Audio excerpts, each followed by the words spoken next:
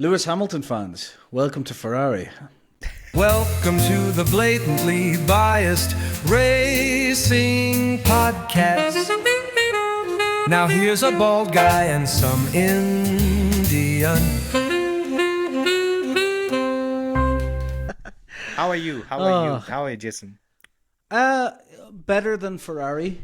Worse Which than is not the big... Mercedes, I guess. Oh, yeah. Somewhere in between. Yeah.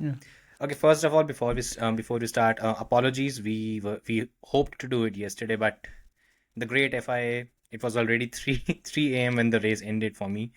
The whole thing dragged on for 4 or 5 hours. I think I slept at 7:30 a.m. and still the result wasn't out. So that's why we couldn't record it yesterday. Apologies, we'll make sure it's done afterwards. So, yeah. All of that as well for essentially nothing. Yeah, nothing. Yeah. Exactly. Yeah. Anyways. Right. So what are we kicking off with? Where are we starting? I wrote a post and I hope everyone reads it because it's very important, at least in my view. If you're a fan of Formula One, it was something on the lines of that when there were a few laps left in the race, we had 5 drivers from 3 different constructors. They were within 6 seconds of each other and they were fighting for the race win. Yep. We are not going to see it next season. I can bet my bottom dollar on it. We are not going to see it. This might be the last season we see this until 2029. Probably. Because realistically, like if we go into next season and it depends on how good next season is, basically. If we go into next season and the cars are way better than expected, we may end up getting a closing of the field and so on. But the problem's going to be if we go into next season and it's crap and they immediately go, right, we're switching to V10s and different regulations for 2029. Not going to happen. Probably not. But if it's really bad and they do that, what'll happen is a lot of the teams will go, well, we're not going to put too much energy then into these engines for the next 3 seasons. So, we may get a very shit Formula One for 3 seasons, basically. Exactly. And that's the big problem, isn't it? Yeah. And let's unless see what Williams happens. win for 3 years. If Williams dominate like an RB19, then I don't care. Or an Aston Martin. Yeah. I'd be more than... I've at least for a large part when I watched Formula One, I was not an avid supporter of Fernando Alonso. But at 43 years of age, he's kind of won me over and I would really, really want him to win a championship. At least a race. For fuck's sakes, at least win a race and then Fernando take it Alonso, from by the way, has completely just proven, 1, it was just luck, and 2, whatever that car will achieve, he'll just get it. It's just fine, I love these people who are just like, why aren't you bashing Alonso? It's like, because it's been 5 races. I'm going to give it a little bit of time. Yeah. When it's been 3 seasons like Hamilton, I'll start bashing him. And a couple of things before we move on to how the race went. First of all, cherish what you're getting this season. I mean, I've seen a lot of driver fans. You can be a driver fan, no problem with it, but love the sport a bit. That race had competition. That race had almost... Maybe if you're a Lewis Hamilton fan, you didn't like it much because the groundhog kind of screwed things up for you a bit. But it's still quality racing. We don't see that. 2014 till 2020, very rare occasion we actually had parity and also, on competition. Can I just point out, right? I think I'm allowed to say this as a Vettel fan, right? You're allowed to say anything as a Vettel fan. This is a safe space for that. Yes. If you're a Hamilton or Verstappen fan and you're complaining, please shut the fuck up. Like, Verstappen fans, you've just come off the back of 4 championships. Like, just calm down. Might win a 5th. Like, exactly. But if, at the very least, you need to give it, 2 or 3 seasons before you have a right to complain about anyone being biased against you or any of this shit. You just come off. And if you're a Hamilton fan, most wins in history, 7 championships. This should be your time to go, you know what? We had a good run. We should just relax and enjoy this. I mean, 100 pole positions for a mediocre qualifier is not... I mean, 7 championships for a mediocre driver is, I mean... Jokes. By the way, guys, jokes. That was the first point. And second point, which was slightly... I think it has been missed, but it is very, very important that we point this out. Just a minor change by Pirelli, F1 or FIA, whoever did it, going 1 step softer on the kind of tires. It's really worked. It has made Imola fun, which is it's shown that Verstappen was just a Newey merchant. All of this, yeah, obviously, I mean, of course.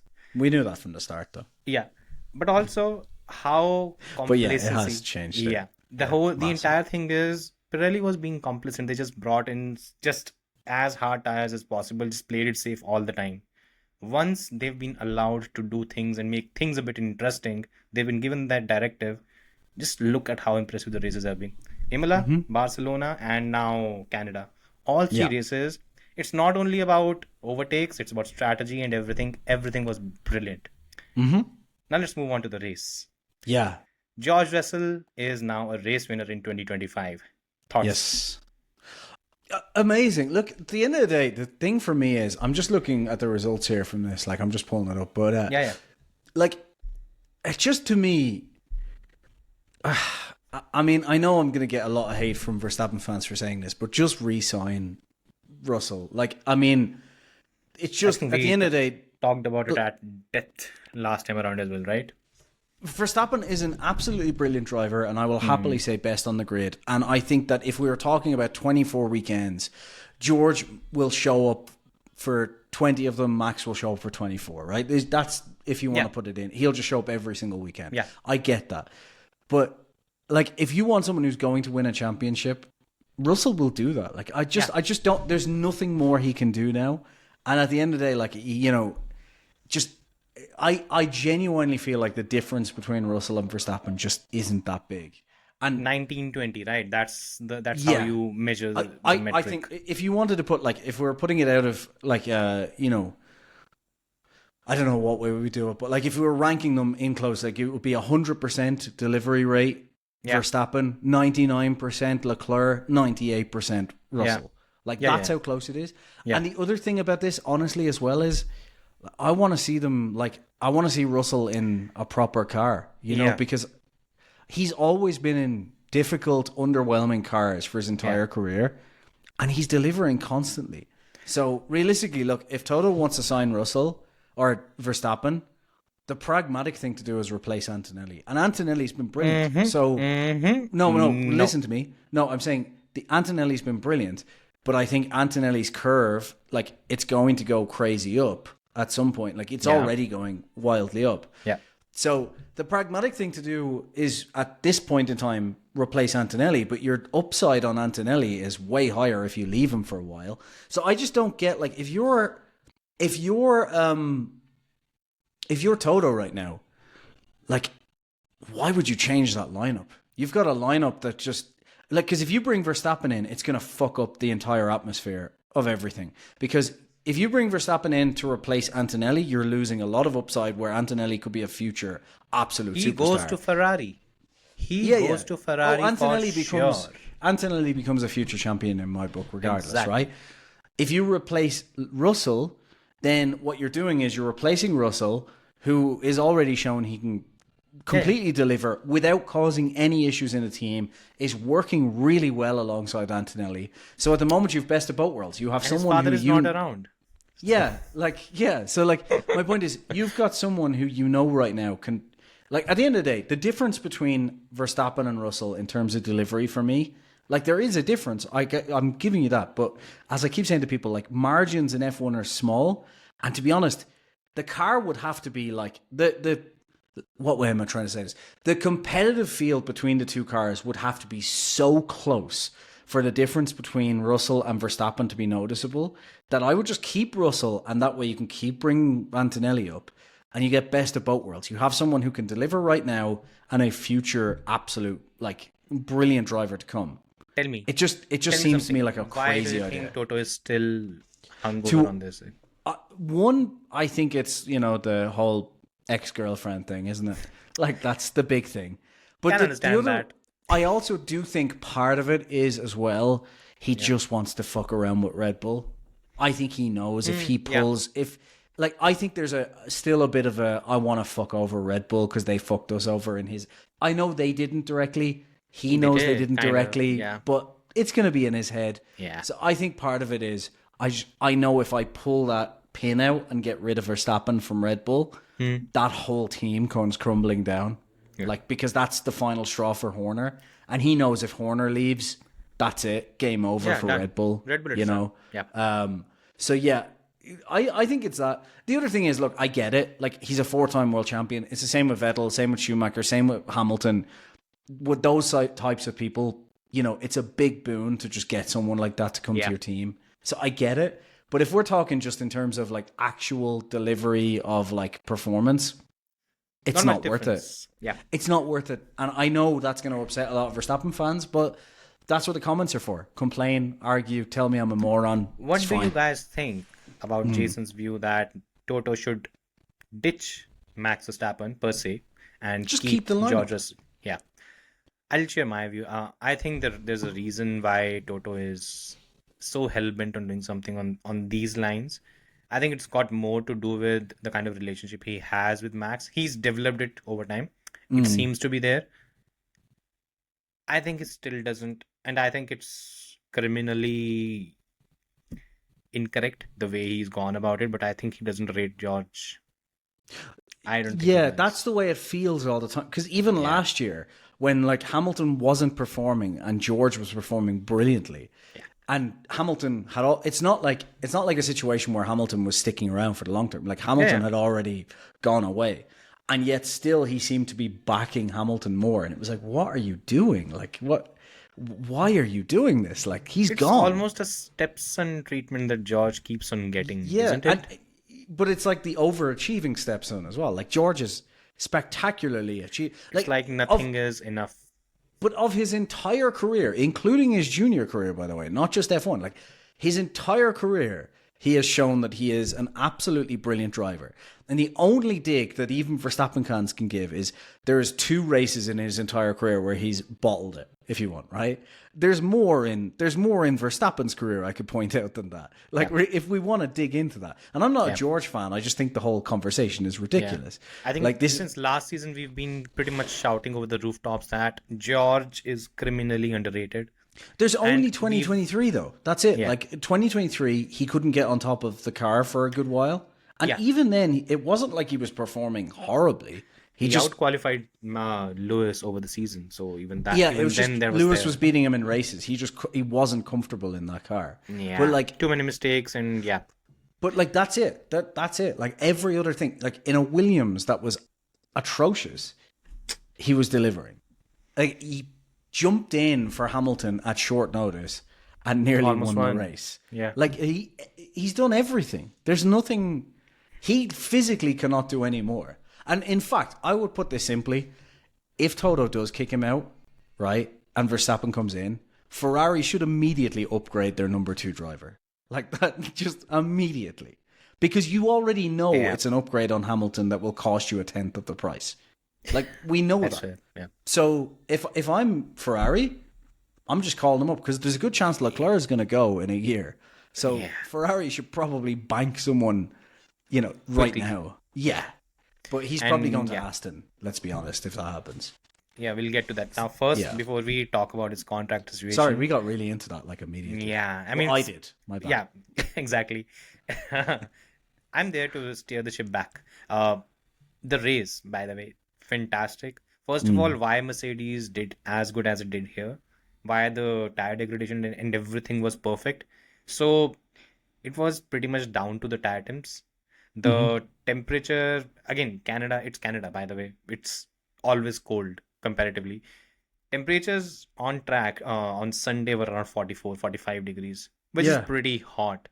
But way... George kept saying it was still cool out there. He's like, I'm not sure how we'll go at hotter temperatures. The thing is, it's usually the track temperature is different than the normal temperatures. The ambient temperature is around 26, 27, 28. But the track temperatures are around 48 and 46, 44, 45 was when the race started. Why that is the case? Because the tarmac it absorbs heat. Yeah. And it absorbs it quite extensively. I mean, again, this was something that, what's his name? Sam Collins was actually talking about. So that is one of the reasons. Now, in Canada, again, this is from John Noble, The Race. He wrote an article about why Mercedes was as good as it was this weekend. Check it out. According to him, it was entirely down to the fact that the way tire degradation was in Canada, first of all, it was not rear limited as it tends to be. It helped Mercedes to keep the tires in the window for longer. and they didn't really have the kind of tire degradation which almost everyone expected. Yeah. Once that was sorted, look, Mercedes as a car is brilliant. The only weakness it has is its rear tires get overheated. That's why it kind of got fucked in Imola, where it just fell off the cliff, and even to a certain extent in Barcelona as well. Here, that was not the case. Once that was sorted, it had a decent advantage. Again, just one area where Mercedes seems to have a disadvantage over both Red Bull and McLaren is the way the rear tires degrade. Yeah. For Mercedes, it's a bit more extreme. That's why they tend to lose in most areas, in most tracks. Here they didn't, and that's why they just, once the pole position was secured, that was his, and he did that. He got a brilliant start as well, like a really good start. Yeah, didn't need to use the penalty points on his license, so that was a good thing. That was another thing he said that he brought up, like, and Max fans obviously went a bit nuts about it, and I was like, if Max said that, you'd be hilarious, you'd be laughing because it is objectively hilarious. It was like, cheeky. Yeah, and that's how it should be. And the best part is how did the sentence began? We are mates. Yeah. Something's going on. But yeah, again, brilliant race. And again, this race was an example and probably one of the biggest proofs that George Russell is one of the best drivers in Formula One. In my view, top three: Max, Leclerc, and George. These are your top three drivers right now in Formula One. I would put Oscar number 4 the way it's going as well. And I'll get to it. I wasn't that impressed. Sorry, we need to point out, actually, it's Alonso P1. It's just in a shit car. No. It's Nico Rosberg. Not Rosberg. Nico Hülkenberg P1. Hulkenberg, Alonso, Max. Yes. And then obviously. Exactly. Yeah. The old age tax. We tend to give it to the geriatrics. Okay, now let's talk about the contract thing, because I hope you didn't hear that sound. There was something. No. Didn't hear a thing. Okay. Sorry. So now let's talk about the contract thing. I think there is maybe a case where Toto Wolff has had a conversation with George, because on Thursday there was a press scrum that they have. I was going through the audio file, and when George was talking about the contract, it became quite clear that there is some kind of a conversation that Toto has had with George, and how that conversation has gone is his first priority is Max. By the way, there have been reports that Kimi has already signed an extension. It will be announced in Italy until 2027. Until 2027, he has already been secured. Now, when it comes to George, I think he knows that is the case, and that's why when he talked about it more on the lines of maybe somehow, some way he can just coddle his way at Mercedes and keep the seat. How he was very complimentary of Max. Secondly, there's also this thing. It seems Toto will make the second approach after Austria, because if you remember, Austria is the time when the whole... Can you do one thing performance clause. Yeah, can you do one thing for me? Just check the standings. What's the gap between Max and Lando? Leclerc. Why Leclerc? Leclerc is in P5 right now, and if Max is P3 or lower is what I heard. No, P5 or lower. No, P4 or lower. P4 or lower. I heard it was P3 or lower. I think it's P3. No? There's this report that came out just last week. Well, he's not going to be there then, because Leclerc's 104 points and Max is 155. Then that's done. Then that should be done ideally. But let's see. I think whichever exit clause I was pretty sure it was P3 or lower in the standings. Basically, if he's not top 2. That's what the initial information was, but later the information came out just last week, right? Just pre-Barcelona, there was this thing where it came out that if Leclerc is the one that they have to keep in mind. I don't remember which it was Motorsport that reported it. So yeah, I don't know if I trust those guys. Exactly. Now Motorsport is actually falling off the wagon. Yeah. Anyways, I heard Austria. Basically, he needed to be in the top 2 in the championship. Basically, the idea was like, I need to have a car that's fighting for the title. If I'm not winning the title, that's on me. But you need to provide me a car that's fighting for the title. So top 2 is like the kind of like threshold. which would make more sense to me than P5 because why would Max want to why would Max care if he's in P4 or P5?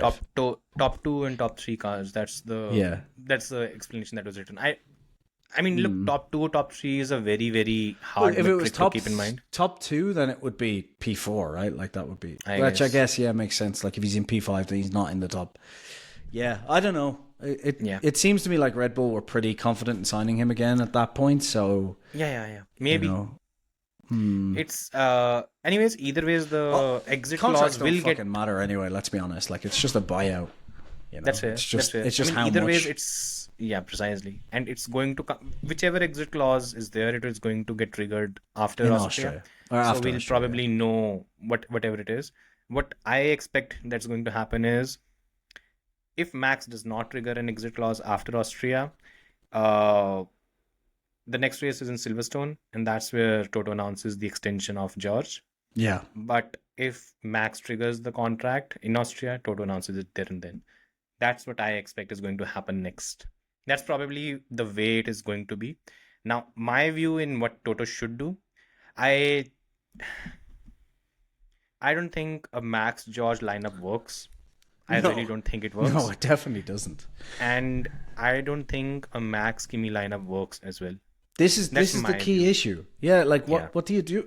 This is why I just think you're burning it's just both drivers. Yeah, That's my worry. Because, like,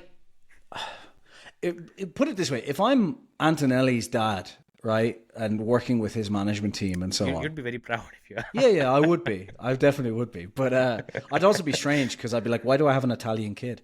But yeah, like, also he has hair. That's really strange. His father doesn't, by the way. Yeah, I know. Yeah. So it doesn't make a difference. Give it time. But like, if you're Antonelli's management, though, surely, like, if Max comes in, surely you're like, right, we got to get out of here as quickly as possible then, because Jos is basically going to be complaining every time. And if Antonelli even slightly beats Verstappen at any point, I think it's not about. I don't think Jos worries about Antonelli slightly beating Max. I think what Jos has a tendency to do is he wants Max to have complete preferential treatment, right? Exactly. Everything should be for Max, and that is what he demands. And again, it depends from team to team, which team wants to do it and which team doesn't. Toto has already been told what are the demands. I'm pretty sure he would be knowing by now. And if he does, and if he's still willing to wait it out for this long, it tells you something, isn't it? Let's see. I'd like to see George again. First of all, I'd be more than happy if George moves to Aston Martin because I'd look like a genius because I was the one that predicted it. It would be funnier though. It would be funnier though if George went to Red Bull and Red Bull somehow managed to win the championship next season. Like if George goes to Red Bull, Horner hangs on, pulls it together, and they end up winning the championship next year. Somehow the Red Bull powertrain is actually brilliant. Powertrain and like Vache beats out Newey with the designs and whatnot, and it becomes like because it would just be the most absolutely hilarious situation. The pie that they'll be forced to eat would be very humble. So It's not that's absolutely not going to happen though. Exactly. Yeah, look, it might. I mean, stranger things have happened, but it would be very, if you're very George, odd. If you're George, how are you? Because for me, the thing is, he's handling it very, very. As someone who is very self-aware, that's how he's treated the entire thing, and he's been very, very clear about it. What I like about George is what he said. I think is accurate, which is basically he was like, "Look,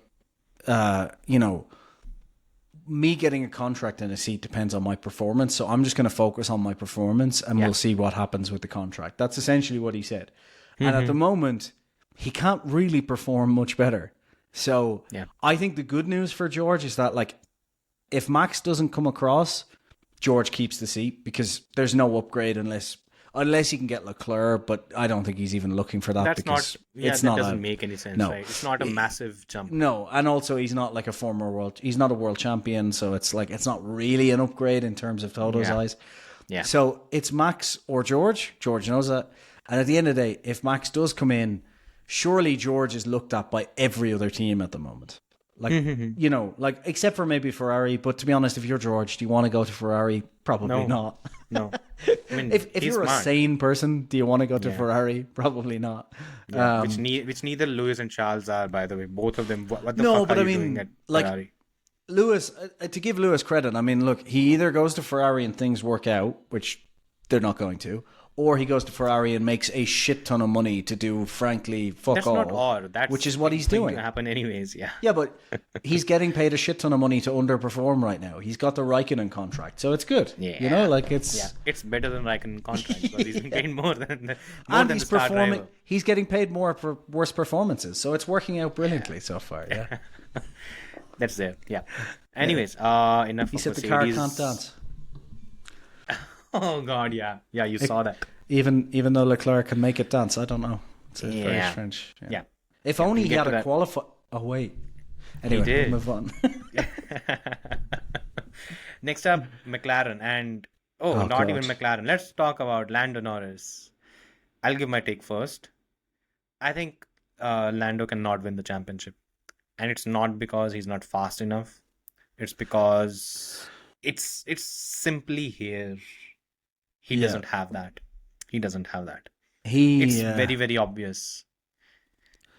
It's just a silly mistake. Like, what was he doing? Like, I get where like someone was explaining it that I heard this morning, and I get where the logic. Like, he probably thought that Oscar was going to move to the right, or maybe he wasn't paying attention to the fact that the road kinks in there, and he just ran out of room and had to move in. Whatever it was, would Leclerc, Misjudgment. Russell, or Verstappen or Piastri make that mistake? No. So it's just not good. The thing is, you're right. You've touched on the exact point there, which is he is fast enough to win a championship. And you can tell that by the fact that Piastri and him are in the same car. Sure, they were on different tires at that point, but... No, they were on the same tires. Oh, they were both on hards at that point, right? Yeah. So, Yeah. sorry, I thought one... Yeah, my bad. And Lando was faster. And, like, someone I saw pointed out, it's like, yeah, but Oscar was in dirty air. It's like, well... I mean, Lando was in even worse dirty air then because he was a lot closer to Piastri than Piastri was to The laps Antonelli. were, I think, four. The tire was around 4 laps younger. Yeah. That helped. What also didn't help Oscar was he kind of pushed too hard Harder. to jump Kimi Antonelli, which he couldn't do that, and that helped Lando to basically get there. But even throughout the race, and it's been a pattern almost let's not say every race, but a chunk of them. Lando, in terms of race pace, is faster. Yep. What he lacks is racecraft. And honestly, again, it's just, I think we've said it quite a few times. If you're going to win championships, it usually comes down to winning those small, important battles. If you're not doing that, you're losing it. Do you know what it seems like to me? It seems like his risk-reward calculation is just completely... It's fucked, basically. There's no other word for it. Because, like, in situations where he should take major risks, he doesn't, right? Like, in situations where he should be more aggressive... Like, people say it's not the killer. He seems to have the killer instinct to be willing to go for, like, crazy moves. But he seems to just not know when to take those risks. Like in this situation, didn't need to take that risk. It was a completely pointless risk, and he took it. In situations where he should take risks, he's unwilling to. So it seems like something is cross-eyed there. But yeah, I agree with you. It's I just think he like panics. I think Yeah. you know what happens is when things get tough. There's a need, and again, we've talked about it so many times. Lando, in terms of his pace, has used that to dominate. He dominated karting like none of his contemporaries did. Other than Max, he was the one who dominated karting. He moved on to cars and he dominated again. He was racing in Formula 2 at, I think, as a 17 or 18-year-old. yeah, Just like Kimi Antonelli. And he was competing against George Russell, who was 21 or something, 3 Yep. or 4 years older. That's the way he's progressed. The thing is, throughout his formative years, while a George or a Leclerc or even an Albon, they've done their career being in dogfights. yeah. Lando has won his championships pretty much because he's just far more talented than almost everyone else. He's basically the Lewis Hamilton equivalent. No, I'm not going to take a dig at him. I'll wait for the next segment to. No, look, but that's where he's it's losing, a by good the point way. though. Like it's the reason why the two of us were like, if there is a dominant car next year, which is what we've, it's not crazy dominant. I'm not going to go down there, but it is the fastest car on average over the course of the season. We expected Lando to win because Lando should have been out qualifying Piastri at every race. Should have. Yeah. There's a reason why we expected that, and he is completely and utterly under-delivered. 100%. The problem is not even look. There are a lot of people who have this tendency to say that he doesn't deserve to be in Formula One. He sucks. He this and that. Lando has almost every ingredient one needs to be a world champion, except the heart, and that's the problem with it. He just can't deliver when it comes to like that last bit that pushes you over the edge. He just can't do it. He did that in qualifying once again, and I can literally tell you at least 4 or 5 races, even more than that. China, Bahrain, Jeddah, the one that we had just now, Barcelona. And now this one. That's 5 fucking races out of 10 where he's messed up his final qualifying lap. And that is entirely down to having cold feet in qualifying when the pressure is high. That's it. There's no other reason. There's no other way you can put it. If you take any other lap at any other point in time, there's hardly anything to choose between Oscar and Lando. Always comes down to the fact that Oscar is a brilliant, talented driver. Lando is also a brilliantly talented driver. One of them doesn't have the heart. That's where the problem is. But one of them just basically just cripples under pressure constantly. Exactly. Just every time. It's really odd as well when you like. This is why it's baffling to me as well, because like up until the point of going for a championship, and I guess it was the same. Like just. No, I don't think I've seen any other driver who I can say had the same thing going for it. Because like even if we look at every single thing he did up to this, like he's always been willing and capable of doing crazy aggressive moves. He's always been able to put the car in places it shouldn't have been, just throughout his entire career. And then when it matters most, all falls apart. When he has the tools. It's not like he doesn't have the tools. And it's so insane to me. It's just all falling apart at this. Like the most important time, it's all falling apart from. Yeah, you know what's even funnier? 2023, the move that Lando made on Oscar, Lando made the same move on Oscar and he just made it stick at the time. Yeah. This time he couldn't. Yeah. It was literally just copy-paste, the same thing. And I don't think there's even again, there are a lot of people who love to draw comparisons with Damon Hill. Damon Hill was never this fast. He's a world champion and I've started to like him once he's left Sky Sports. You're saying the problem is Sky? Yeah. I mean, yeah. Anyways, it's just that I think when it comes to having that level of pace and not being able to deliver because you can't keep it together, I don't think I've seen any driver, because his speed is elite, but he doesn't have that final 10th is going to cost him every time, again and again and again. It's at 50% right now in qualifying, and you don't win championships that way. You just don't. Every driver, unless and until we have a scenario which by the way, Lewis had 2014. I wouldn't say 2014, 15, 16 because Rosberg gave him a battle. 1920 with Bottas. Yeah. Bottas was not a competition. Yeah. And easily you put Norris in that situation. He's winning miles ahead of Bottas, and he's just walking the championship. Yeah, easily. That's the thing. So there's a variety of drivers who could have won those 2 championships easily. But not Bottas. No. And by the way, same for 2023 in the Red Bull. Like Perez was winning that championship if Max wasn't there. So exactly.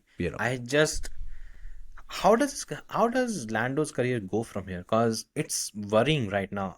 Either he'll there are people who are saying that he might retire because the pressure is too much and he can't handle it. I don't know.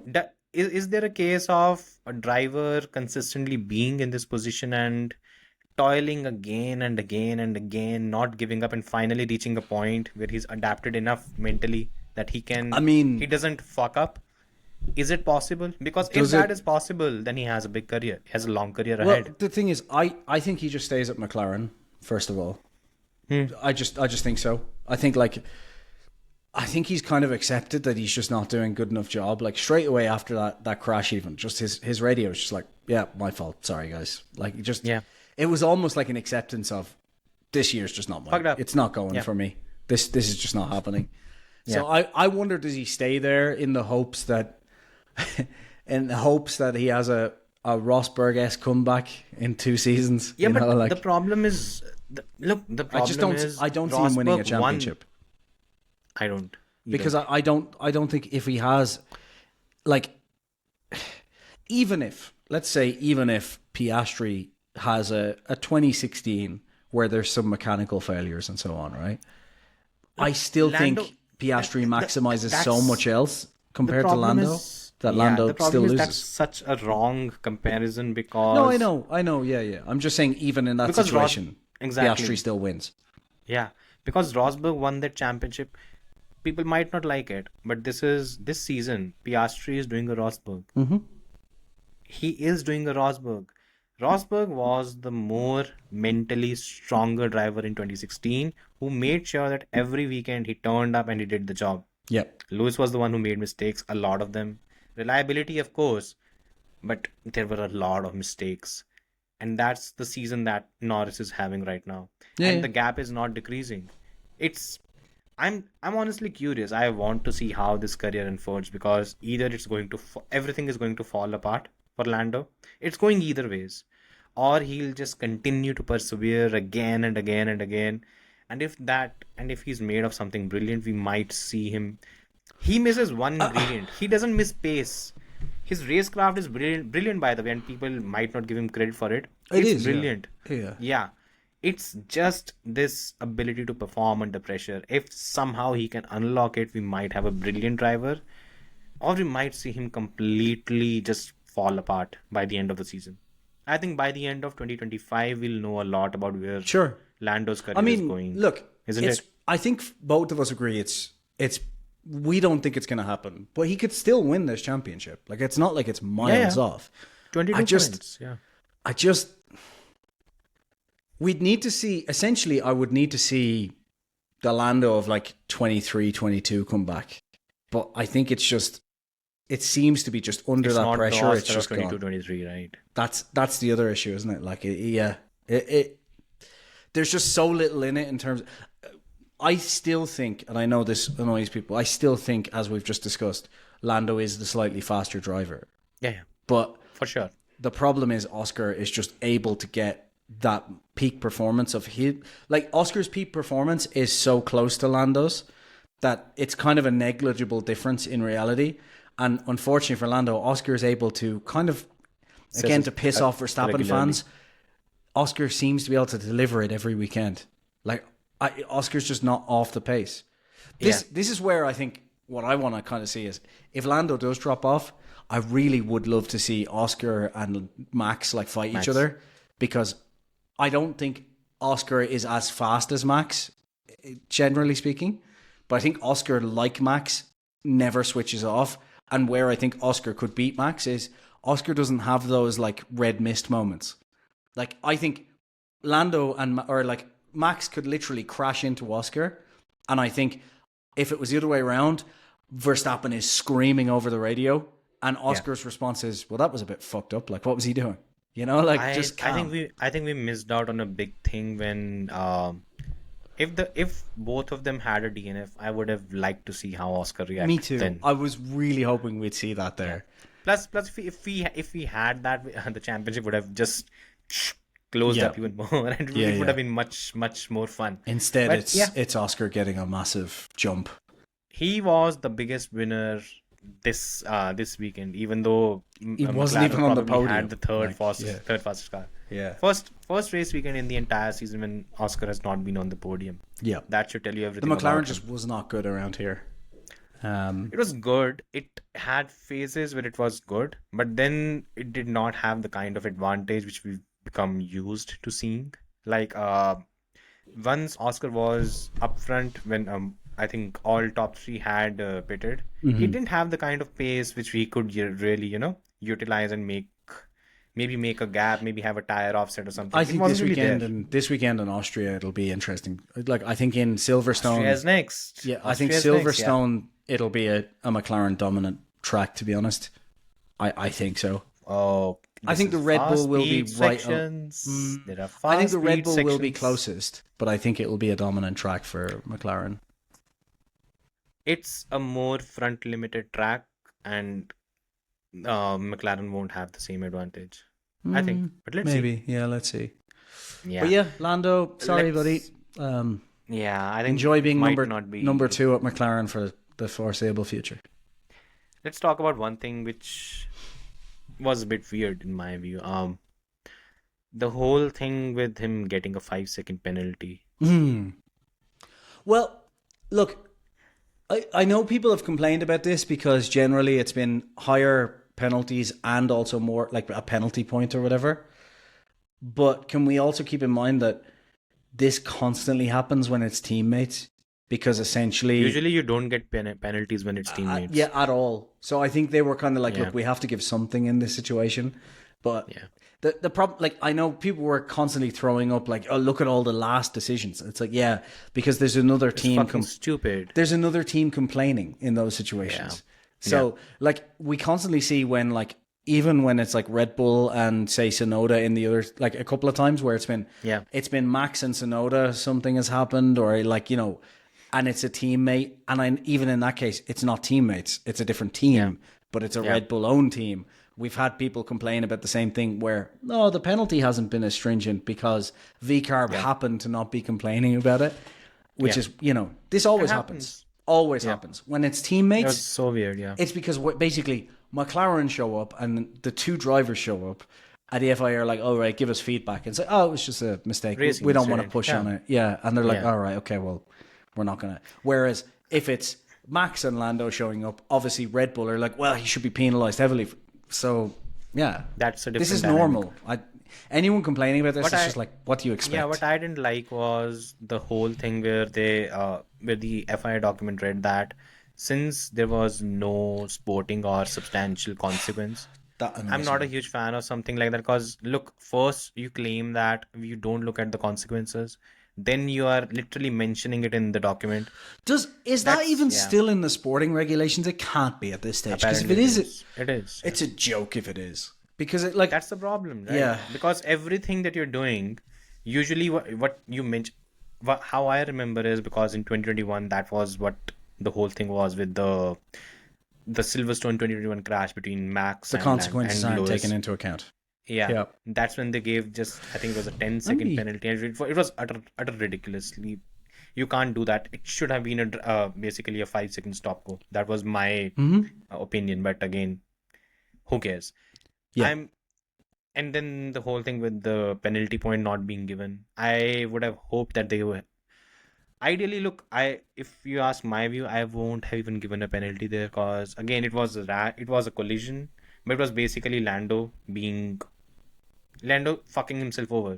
There was nothing that happened to Oscar, so I don't really think there was any reason for that. But yeah, that's where it is.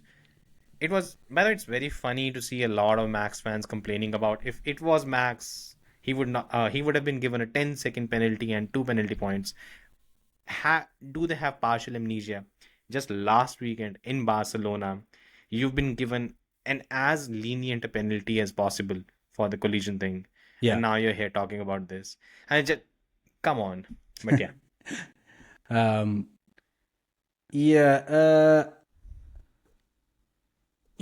I don't know. I think they just have I'm just trying to see if they have. The document, Yeah. I'll share it with you. I have the document. I'm just trying to see where the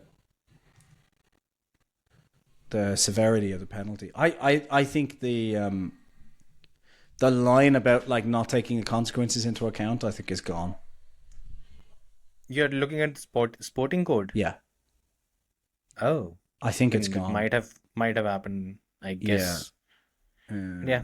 I'm that's pretty fair. I'm pretty sure that they got rid of that at some point because I know everyone was absolutely sick of them like saying, oh, we don't take the consequences into account, and then constantly taking the consequences into account. Yeah. So I can't seem to find anything about the consequence or the severity of penalty. So maybe we can look it up afterwards, or someone can let us know in the comments where it is. Also, I saw a lot of people complaining about someone getting €100 fine. I think it was George for speeding in the pit lane. Oscar. Was it for? It was for, Oscar. They were like, "Oh, other people got these penalties." It's like, yeah, but it was practice. These are standard penalties. Like, it was practice, and also it specifically says in the regulation, for practice, it can only be $1,000 fine at most. Yeah. So it's it like was something pounds, something it's pounds. So yeah. practice. By the way, for anyone wondering, it's practice and qualifying. So it's only for the sprint and the races. For qualifying, you can speed in the pit lane, and the only reason you can get more than $1,000 fine for speeding in the pit lane during Depending qualifying. on the severity. No. It doesn't even matter the severity anymore. They've taken that out. It's completely just $1,000 fine. The only reason they can give you They got more a than that. £100 fine, by the way. Yeah. Because it's for every kilometer above or something. It can be €100 basically. The only reason they can give more than that in qualifying, for example, is if you've specifically gained an advantage by doing it. So if you're not going to make the thing and you blast it at 100 miles an hour through the pit lane, then it's like, right, now we can give you a 5-10 second penalty or whatever. Okay. But it has to be essentially really egregious for you to get a penalty. Unless it's in the race, it's an automatic, normal kind of 10-second penalty or whatever. Yeah. Outside of the races, it's not. So, yeah, for anyone wondering. Yeah. 34.7 article, for anyone wondering. Yeah. So just to cap off this thing, there were two things that the Verstappen fans are actually complaining about. The first was this.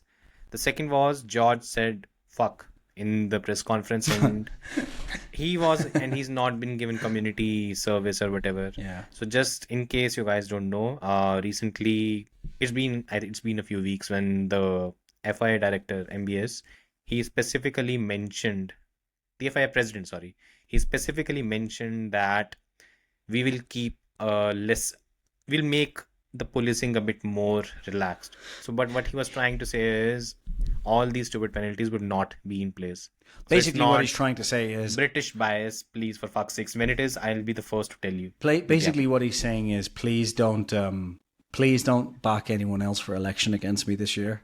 I'll back off for a few months. Yeah, essentially is what he said. Exactly. Yeah. Okay, so now the next one, the more interesting one, the Ferrari saga.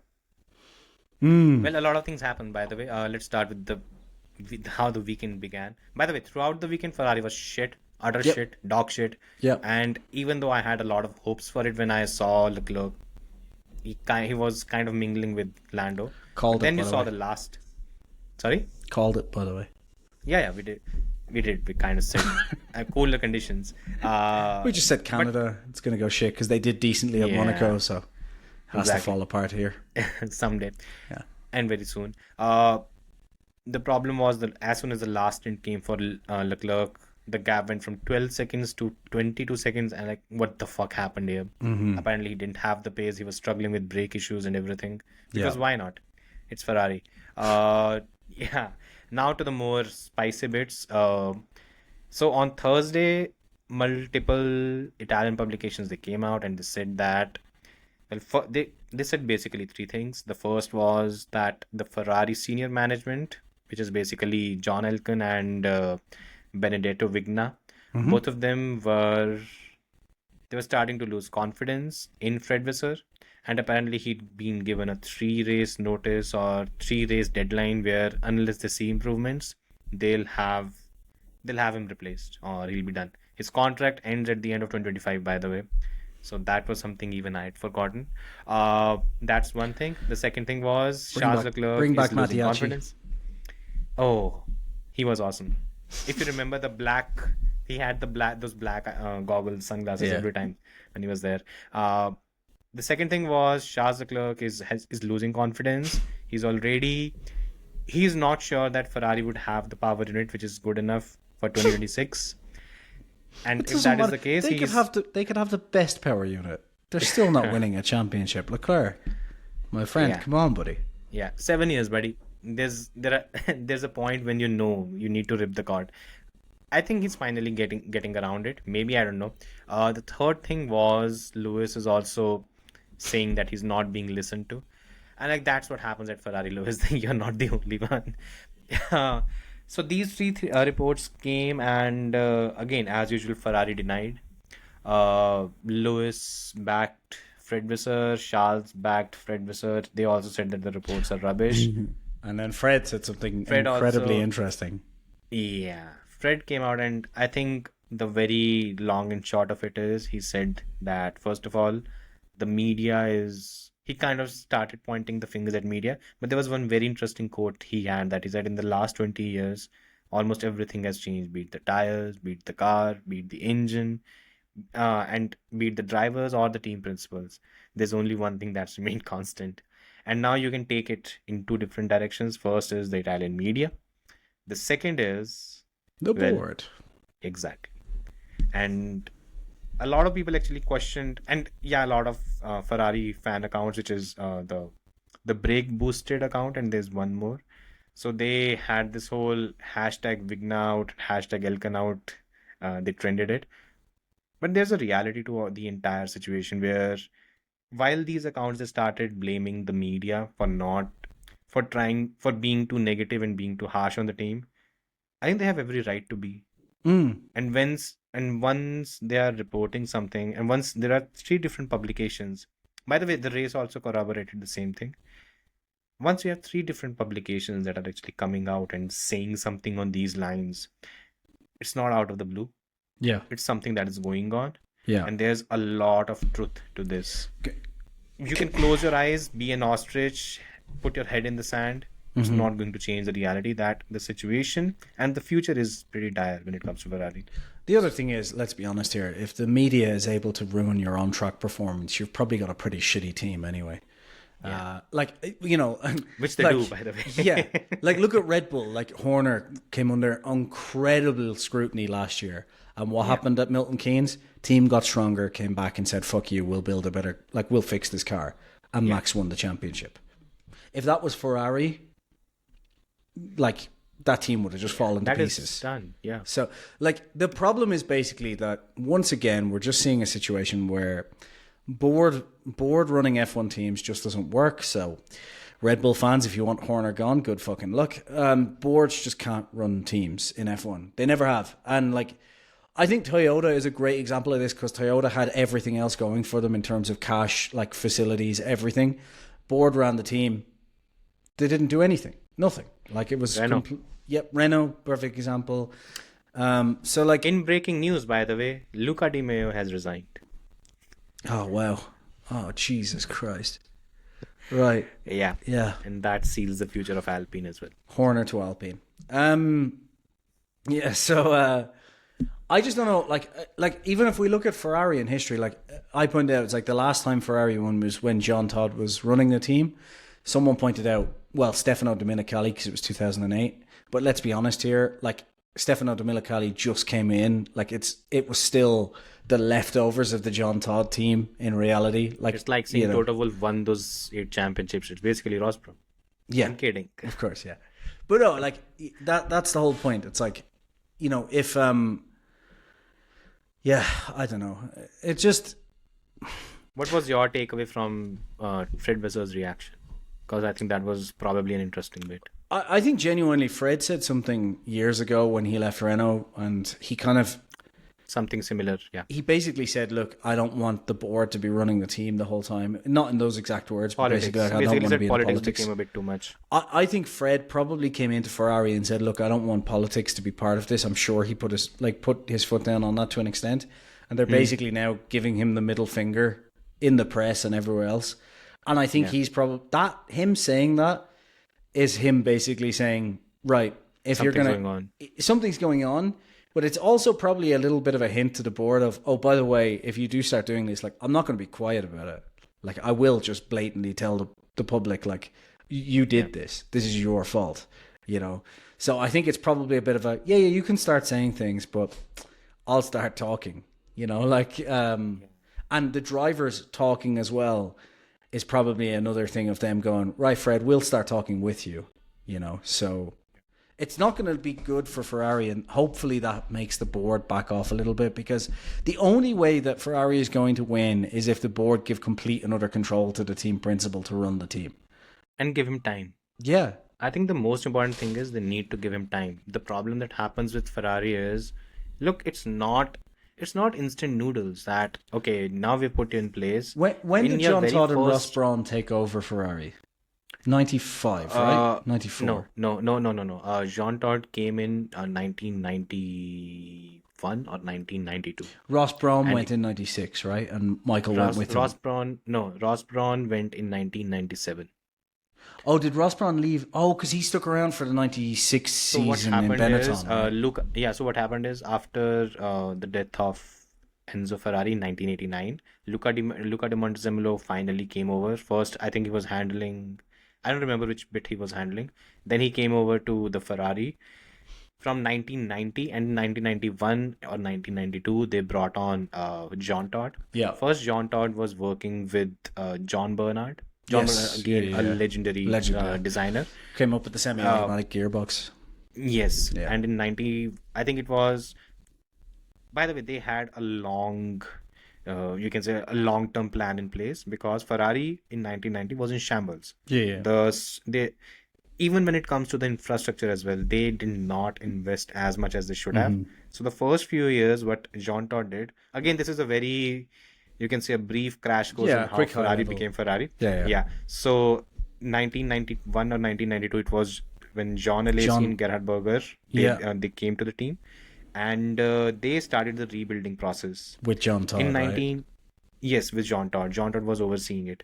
In 1996, what happened is when Michael Schumacher joined the team, initially, what his condition was, he wanted a few people in place and he wanted a few things the way he would like Ferrari to be.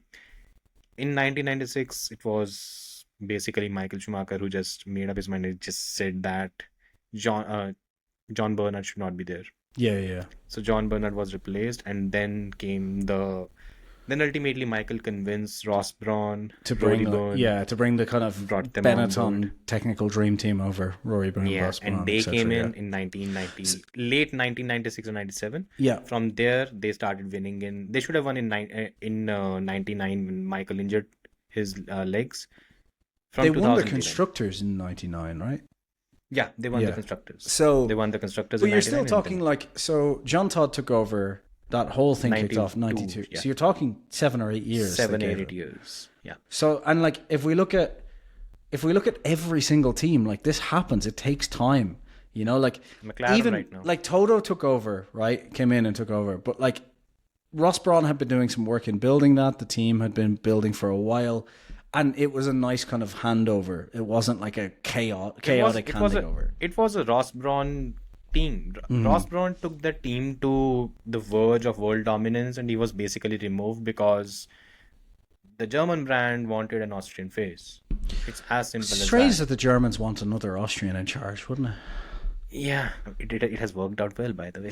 So When an Austrian takes over a German team, they usually do quite well for a miracles while. happen. But then it falls off quickly. Yeah. Yeah. When the British come in and beat them. Okay.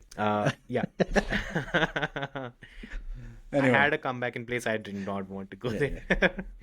But yeah. Anyway, Anyways, coming yeah, back moving to it. on. It's going to take a while. So the thing is, it's not only that. It's just that this is his first opportunity. This is his first misstep from Fred Vasseur. Yeah. Until now, he built the thing steadily. I personally am not a huge fan in the way he's gone about things this season, because he's been pretty much, what should we say, avoiding the reality. Mm-hmm. The car sucks, that's the reality, but he's not willing to admit that in front of the media. Yeah. And that has not helped anyone, and I think that's his biggest problem for now. And even it was this weekend as well. His post-race interview, you see, and it's again the same thing. We had the fastest first sector, whatever. You're not, if you saw the race and if you're still coming back and saying that you had a good car, you're fooling Even only yourself at Leclerc this on the stage. strategy as well. Just like...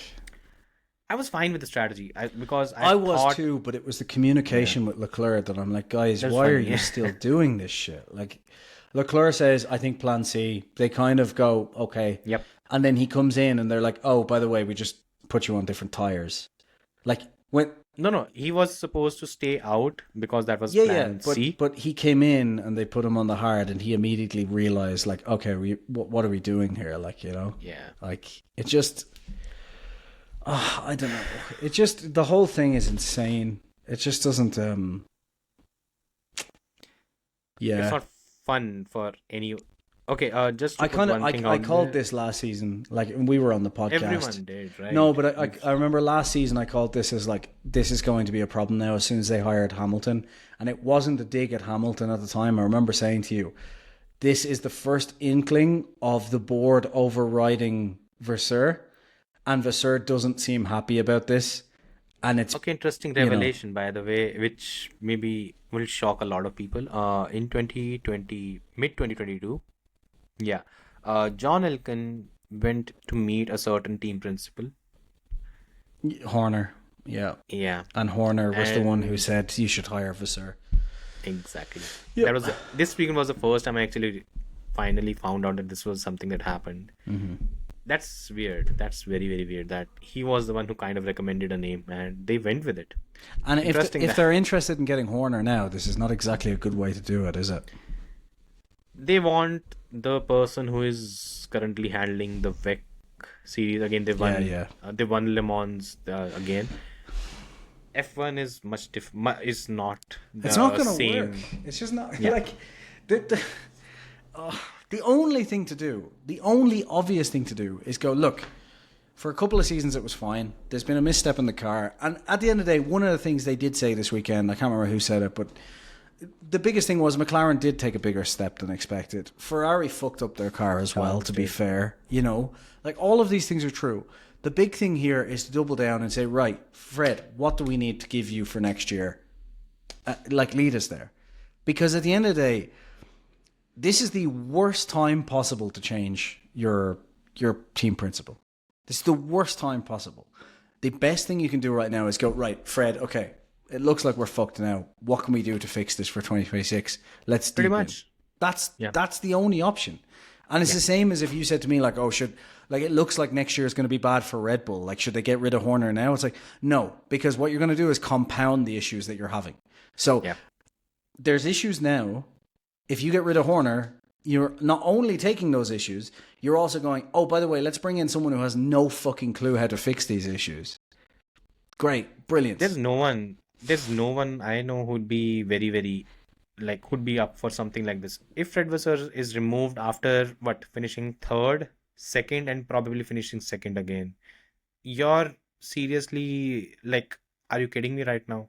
If being the second best team is not enough for you, you're pushing yourself into a scenario.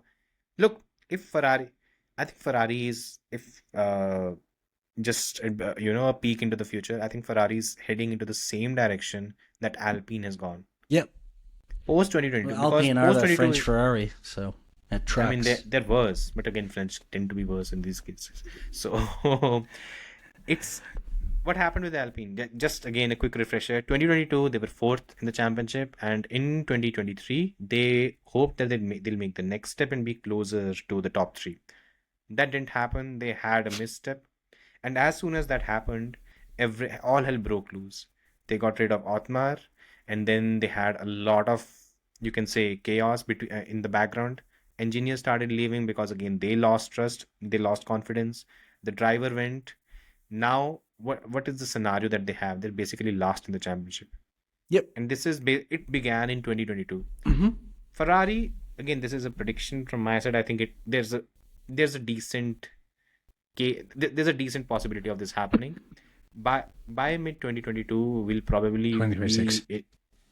2026 will be in a scenario where Ferrari would be without Charles Leclerc for 2027, without Fred Vasseur, and there's a high likelihood that Lewis would also not be there. Yeah. I mean, if 26 By goes badly, 2027, why is he sticking around? He could stick around in one scenario where he thinks that he can then be the de facto leader and just Build take the team around forward. him. Yeah, that is one scenario. Sure. But again, I think Lewis He's never done said that in quite his a entire few. career, though. So I mean, about time then. So Lewis shows up when the car is ready to rock. That's yeah. And when the car starts going badly, he leaves. Yeah. That's... Uh, yeah, I don't... by the again, coming to Lewis now, because he said quite a few interesting things this weekend. The first was, there are so many things that I want to tell you guys, but I cannot. He said which is a funny way of actually has saying he written they are that not book letting yet, me by tell the you. way? Which book? Remember years ago he said he was going to write a book about what happened in 2007. Oh, Yeah. He still hasn't. Yeah. A short view back to the past. Lewis, you said you were going to drive or write a book. Yeah. So, yeah. I mean, what's crazy to me is things are going badly when Leclerc literally just is almost blatantly saying, like, I'm done. Like, I'm sick of this. Like, fix it in 2026 or I'm out of here, basically. Yeah. That's pretty much. Like, I mean, he hasn't said it in those exact words, which is expected, but it's as close as we've seen to Leclerc kind of going, yeah, I've had enough, If you're Sainz looking at this, thinking to yourself, I actually might be in the better team for 2026, you must be thinking, like, this is insane. Like, how do you how do did this? that happen? I mean, how can you go? And again, he said something on the similar lines. He said that when I left, I was almost certain that Charles is going to fight for the championship this season. That is his statement. Yeah. And he said, I have zero input in the 2025 car. I was kept in the out, pretty much Maybe on that's the out the and problem. out. Maybe Carlos was designing the cars. Probably. Yeah. Again, just coming back to the Lewis thing, because I think he's doing something. Hope he's enjoying this serious team. Again, by the way, a lot of Lewis Hamilton fans, which are probably belong to the cult, they've started the whole thing. No, they've started the whole thing where they said that Ferrari pitted Lewis into traffic because they wanted Leclerc to leapfrog him. So it has already begun after 10 races. It's going to be fun while it actually lasts. That thing is going to be fun. Regardless, what Lewis is saying is actually the right thing, in my view, because at least someone needs to speak up. Yeah. He's pretty much said that a lot of things need to change at Ferrari. The one good thing about Lewis being there right now, he's vocal. He cannot keep his mouth shut. No, but the thing is, like, the only driver on the grid who could realistically have the confidence and backing to kind of talk shit about Ferrari happens to be driving for Ferrari. So, like, they couldn't keep Vettel's mouth shut. They're not going to keep Lewis's, because Lewis is like, he's as soon as he gets pissed off. He's realizing this, isn't it? He's realizing Why did how he much not work realize needs to this? be done. Yeah. Like, him and Vettel were friendly. He saw what happened with Vettel. He saw what happened to Vettel after the cheating thing, when Vettel basically said the team cheated. That's what happened. Like, he didn't say those exact words, but he basically said, he more or less exactly said the team cheated and got caught. Like, Hamilton saw all this. Like, if we as fans are watching this and last year said, like, serious team, like, are you joking? Like, we know exactly how this is going to go. And it's going exactly how we expected it to go. Like, how does Lewis not see this? Or did Lewis see this and go, well, I mean, it doesn't look like Mercedes are going to win the championship next year. I can get a couple £100 million for a couple of years, and I might get lucky. Fuck it, let's see. If that was his attitude behind the scenes, and obviously he wasn't going to say that, if that was genuinely his attitude, then bravo. Like, fair enough. But if I doubt it was. If he actually thought this was a team he was coming out to win an 8th championship, then I really want to know what drugs he was taking and where I can get them. I think he's starting to find the reality, which... Yeah. Honestly, I think he should have realized in 2017 and 2018 how Ferrari does things.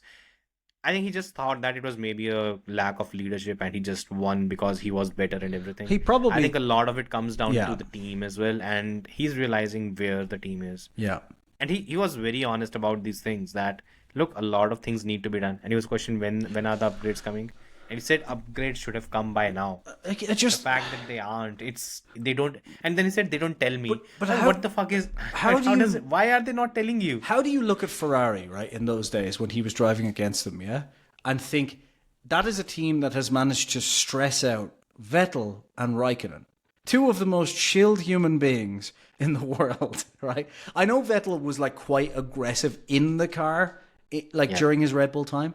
But Vettel out of the car has always been one of the most relaxed people. That's why I love he was just willing to banter, so relaxed.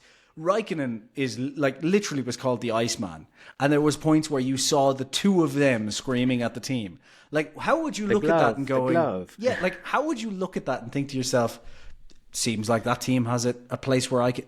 What are you doing? Like, why would you go there? But I mean, it's basically, it's someone looking at a complete junkie and saying, I can fix this. Yeah. And then you realize nothing can fix it. Yeah. And then you just take your money and go home. Yeah. Maybe Lewis likes bad boys. That's what you're saying, basically. A version of it. Yeah. Right? Not the movie bad. I mean, anyway. Yeah, he probably likes the movie bad. It's a What great were you movie. talking about? I meant how women like bad boys. Yeah. Yeah. Exactly. Yeah, I wasn't trying to go too deep into that. Yeah. Into that lane. Yeah. Again, throughout the weekend, I think, by the way, Lewis had a decent weekend this time around. Mm-hmm. He was, Apart from killing a irrespective groundhog. yeah. Maybe he thought if he killed the groundhog, it'd be like Groundhog Day and he'd be back in Mercedes. Yeah. Maybe that's what he thought. He was hoping he'd wake up didn't on happen. Monday morning and be like, Toto, I'm back. Yeah. I had the worst nightmare. I was driving for Ferrari. And Toto goes, Lewis, I have a news. I'd like you to meet Kimi. Lewis, He'd be driving I your have car. brought a younger, faster driver to the team, and he is costing me way less than you. Get out. Get to the chopper and fuck off to Ferrari. Oh God, yeah. By the way, Ferrari, Mercedes has. I tweeted it as well. Mercedes has won a race before Ferrari this season. Wait. It's not done. Wait. Come back. Let me complete the sentence. Kimi Antonelli has a podium before Lewis Hamilton. Oh my god. These are two statements I would not have. Oh made my this season. God. And in a preview that we do. Yeah. It's it's entirely down to Ferrari, by the way, sprint not race on win. Lewis. I mean, Lewis. I trust Lewis when he says that doesn't sprints count. don't matter.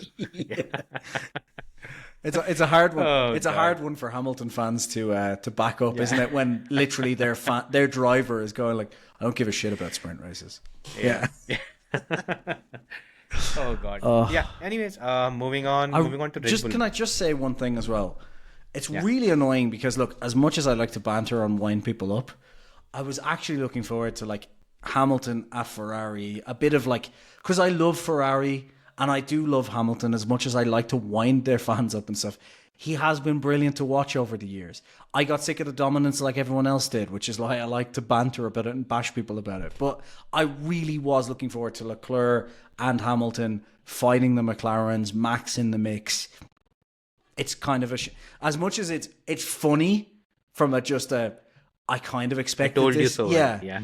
I also was kind of hoping to be proven wrong. And I mean, honestly, it's just this is. I think you're with me, and I think both of us would have been happy if we were proven wrong this year. I predicted Charles Leclerc to win the championship. Yeah, that was my prediction. I would have been happy to be proven wrong in this situation. Yeah, I'm just sad for Leclerc. Look, Lewis had, and this weekend there was something that David Valsacchi said. He pretty much said point blank Nico Hülkenberg on his face. He said that. I think it's a crying shame that this driver has not got a podium in his entire career. Yeah. He said it to his face, and Hülkenberg was like, yeah, thanks. And it was basically after the race, and it's just Lewis had his time. He's had his great cars, everything perfect. Yeah. Max has had that. He will probably have it again in the future. I really hope drivers, at least for some, I hope Leclerc gets a title contending car at least once in his career. George gets it at least once. I hope Hülkenberg gets a podium contending car at least for one race. I mean, that's not too much to ask. Yeah. Unfortunately, But, though, yeah. as my T-shirt illustrates, this is what happened. The green one is where is it? There.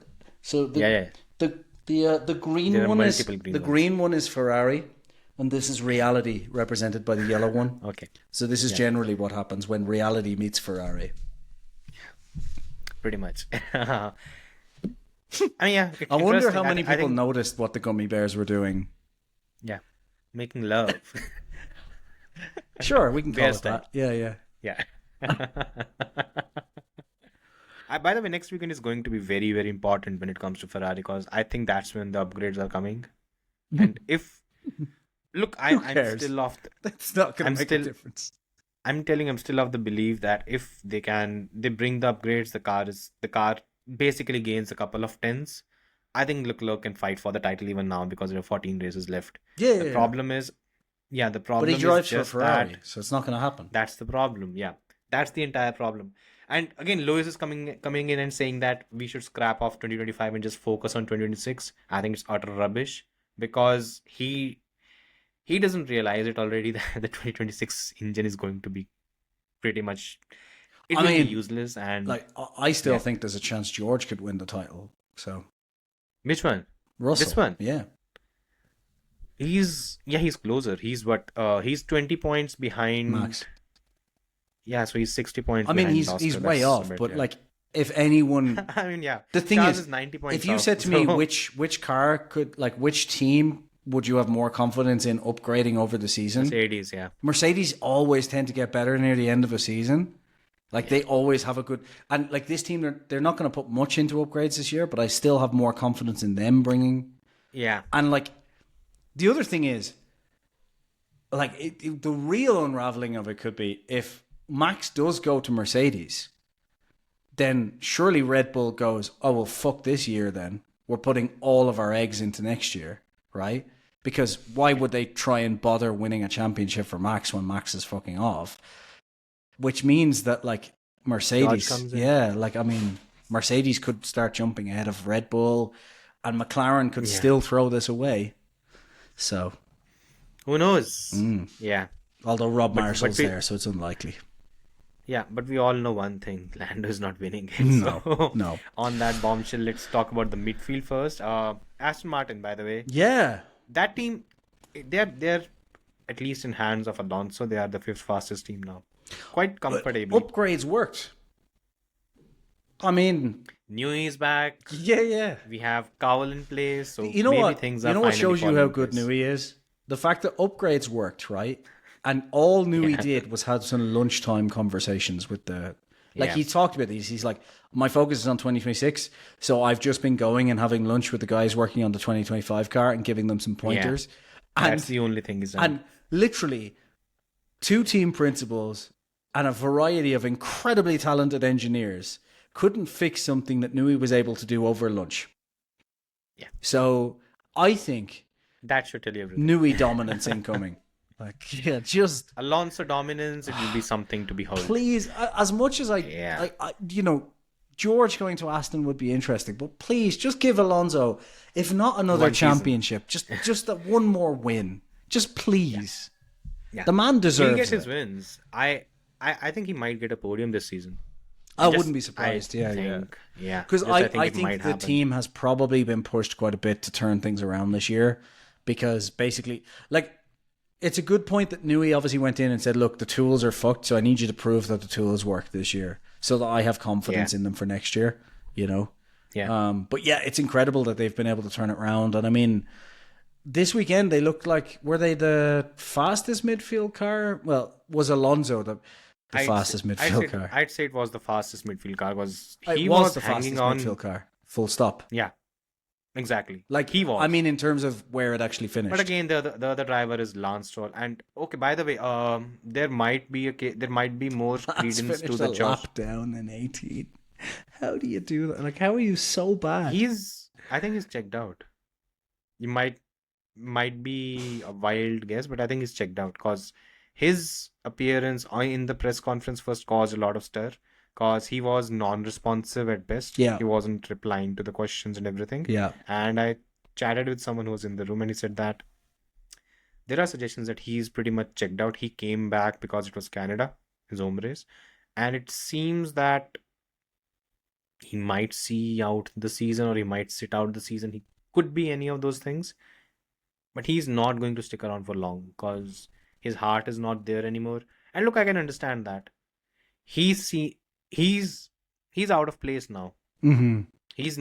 He cannot have a conversation with the 19 other drivers in Formula 1 and feel like he belongs to that group. I think There's just too much of a difference. surely it's a case as well of like, even if they had the dominant car in 2026 and Alonso left, like they would have to really fabricate a situation where Lance would win a championship. Like, I mean, if they had like a proper like 3-second advantage. So Lance, essentially it's Aston wins unless the car explodes, basically, like, you know, that kind of advantage.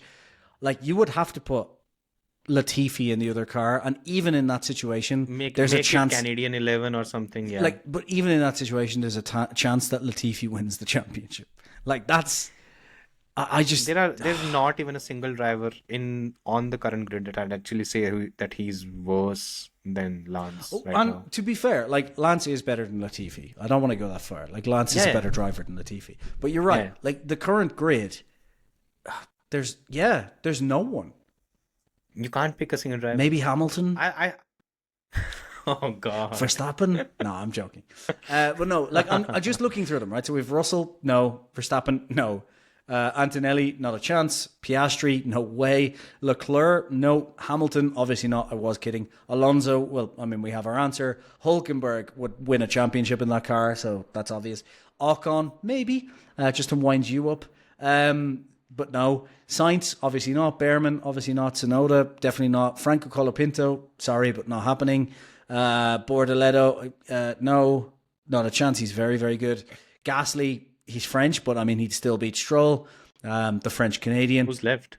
Hadjar, I mean, clearly would outpace him constantly. He might beat Stroll himself.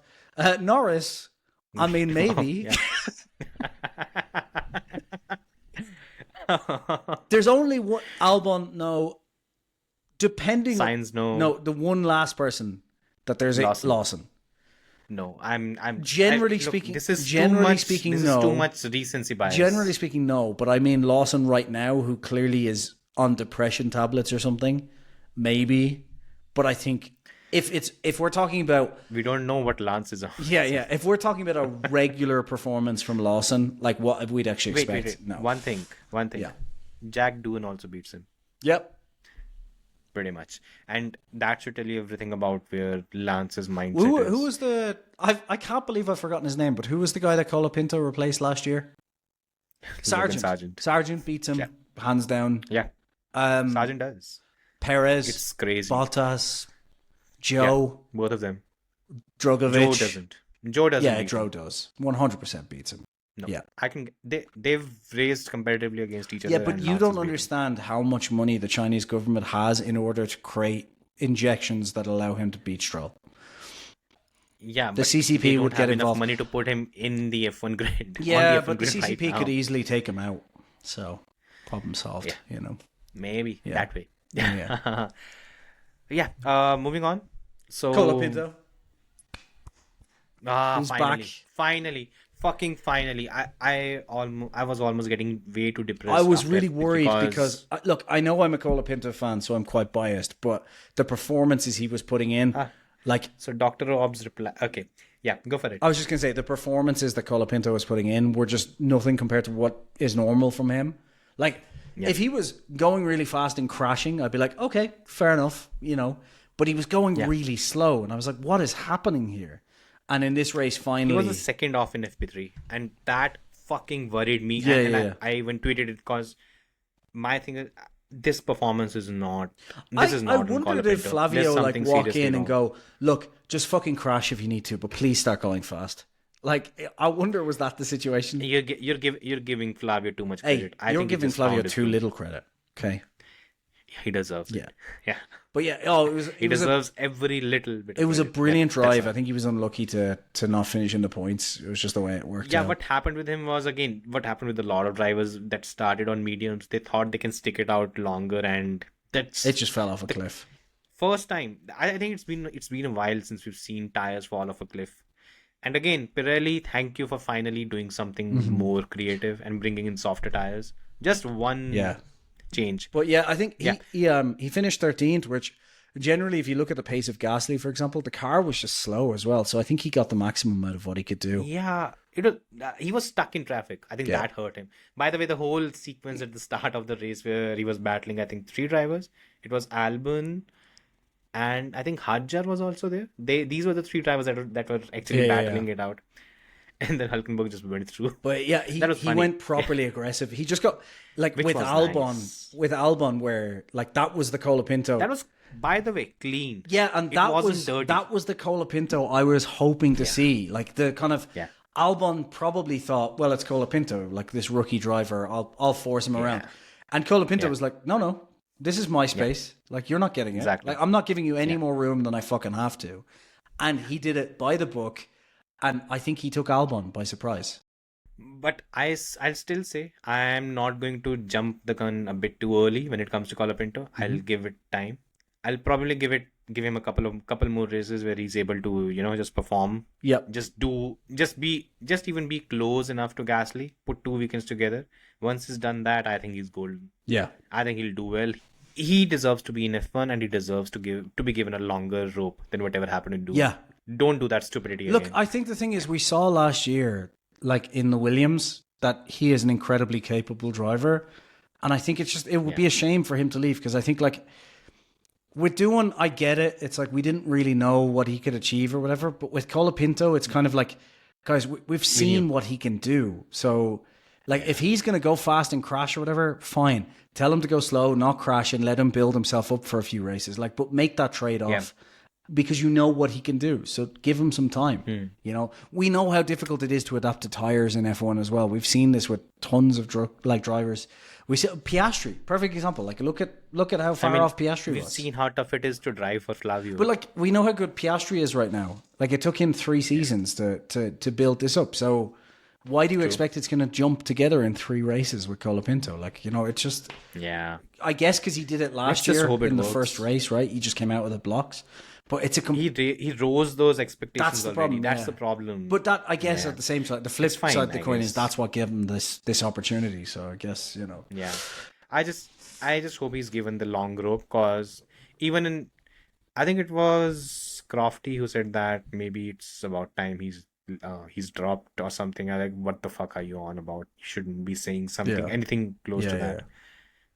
By the way, you probably heard the rumor, an absolutely nonsense rumor. Crofty, who kind of repeated it in FP1 and FP2 before getting I don't rebuked watch by Sky Alonso anymore. himself. Yeah. Yeah, but Rosberg was there. Yeah. So, Even then, I'm like, I just can't stand it because they just... it's Rosberg is Rosberg's brilliant. Rosberg is the only Yeah, reason Rosberg's why I amazing. saw- And also, did you see he took a photo of exactly where Lando crushed? Which was quite funny, yeah. Everyone thought it was going to curse turn 1. No. Oh god. But no. yeah, sorry. What It was pretty much. what the did perfect Crofty time. say? So Crofty said that Alonso has been having a few too many coffees at Alpine. So is he moving to Alpine? Like, what the fuck are you on about? He's been there I think 3 times, and if there is anyone who knows how deep a shit Alpine is in right now, it's Alonso. There's only one... and it's in deep There's shit. only one reason Alonso goes to Alpine. And that is if Aston Martin physically kick him out the front door. Like, if they hire... And even then he doesn't. No, if they hire George, I think he drugs Stroll first. And then if that I doesn't think if work... they hire... I think they are going to hire George to team up with Alonso. Yeah, that would be the, I think that Lance would be is the done. hope. But the only The reason reason he why goes to this Alpine happened is today- if he has literally no other choice except retire from F1. And I think the only reason he does that then is basically he just goes to see, okay, they'll have a Mercedes engine and they've built decent cars in the past. I'll give it 1 season. But it's only Maybe, if he's and I'm sure he's probably gone to Alpine to sit down with Flav and go, right, like, just in case that happens. Because it's smart I to mean, do. you'll also probably know this. He also manages Alpine other is drivers. So he's Yeah, like he could be there for not other even drivers, that. But the reality is with Alpine is, I think you'll also probably know it by now. They've good They coffee. are going through retrenchment.